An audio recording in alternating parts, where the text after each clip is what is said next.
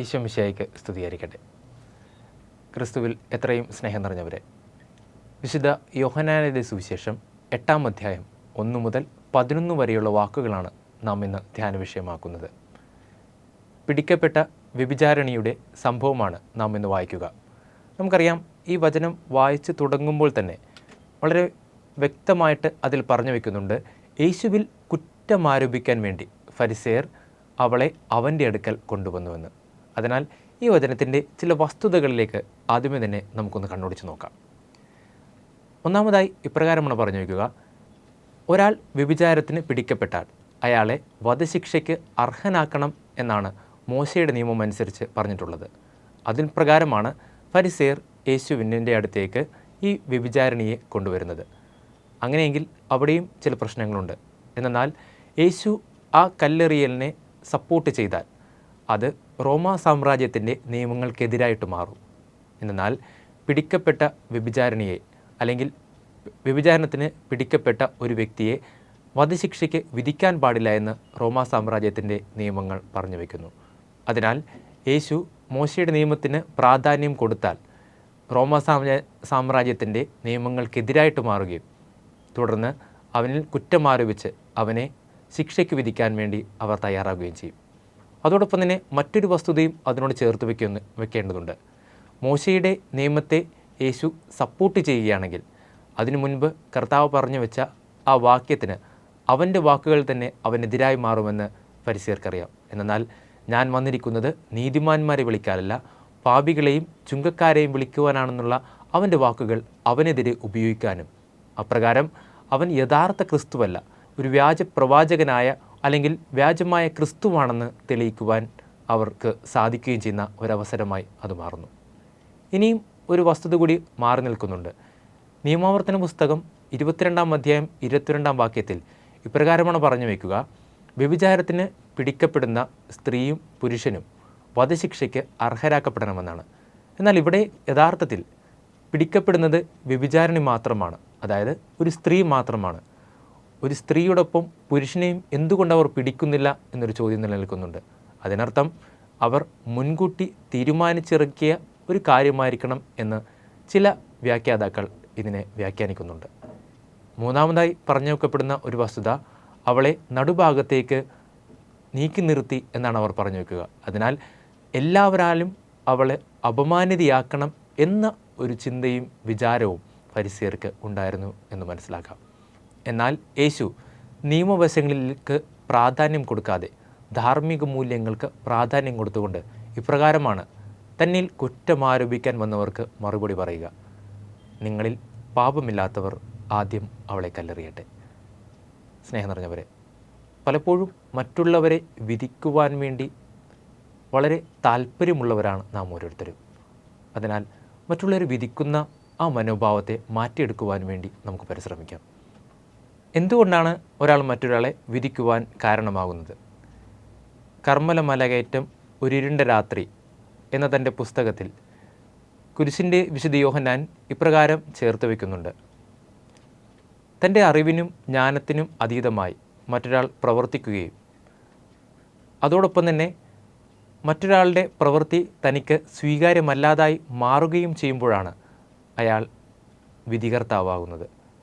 സ്നേഹം നിറഞ്ഞവരെ, പലപ്പോഴും നാമും മറ്റുള്ളവരെ വിധിക്കുന്നത് ഈ പറഞ്ഞ വസ്തുതകൾ കാരണം തന്നെയാണ്.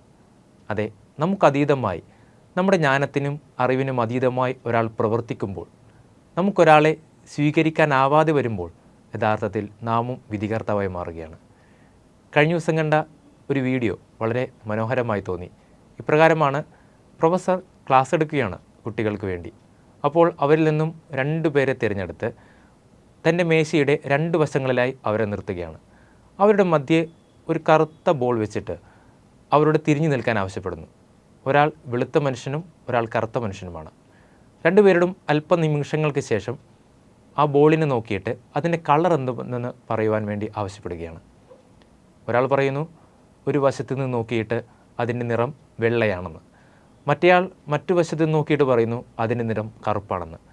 എന്നാൽ പരസ്പരം അങ്ങാടും ഇങ്ങോട്ടും അതിനെ സമർത്ഥിച്ചുകൊണ്ട് ഞാൻ പറയുന്നതാണ് ശരി എന്നവർ തർക്കിച്ചുകൊണ്ടിരിക്കുന്നു.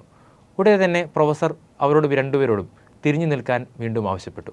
എന്നിട്ട് അവരുടെ പൊസിഷനൊന്ന് മാറ്റിയിട്ട് വീണ്ടും ആ ബോളിനെ നോക്കാൻ വേണ്ടി ആവശ്യപ്പെടുന്നു. ഉടനെ തന്നെ അവർക്ക് മനസ്സിലായി തൻ്റെ എതിർവശത്ത് നിന്നിരുന്ന ആൾ പറഞ്ഞതാണ് ശരിയെന്ന്.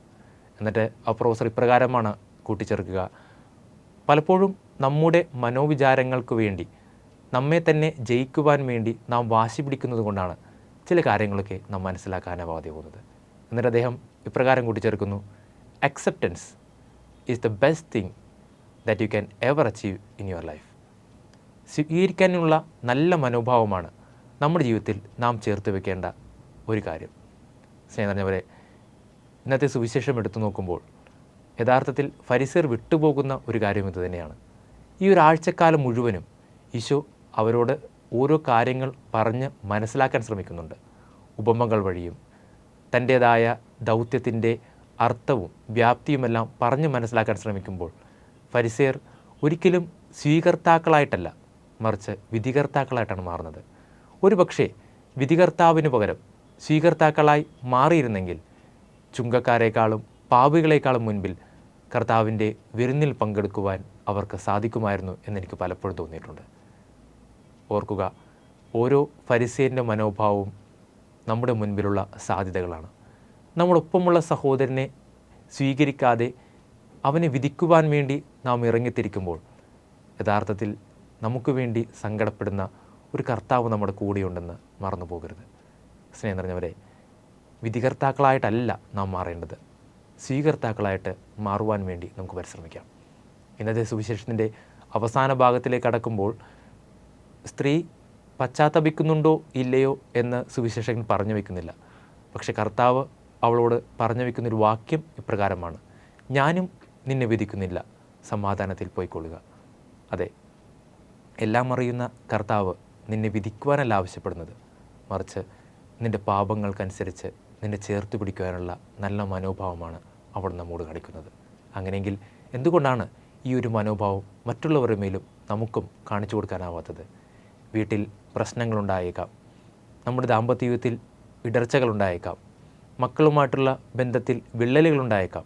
എന്നാൽ ഈ വിള്ളലുകളും ഇടർച്ചകളും ബുദ്ധിമുട്ടുകളുമൊക്കെ പരിഹരിക്കാൻ ഒറ്റ കാര്യം മാത്രം ചെയ്താൽ മതി: മറ്റുള്ളവരെ മനസ്സിലാക്കി പ്രവർത്തിക്കാനായി ശ്രമിക്കുക. അതെ, step into others shoe. മറ്റുള്ളവരുടെ ഭാഗത്തു നിന്ന് ചിന്തിക്കുമ്പോൾ മാത്രമാണ് എന്തുകൊണ്ടാണ് അയാൾ അപ്രകാരം പറഞ്ഞതെന്ന് മനസ്സിലാക്കി അത് തിരുത്തി നമുക്കും ശരിയായ പാതയിലൂടെ നയിക്കുവാൻ സാധിക്കുക.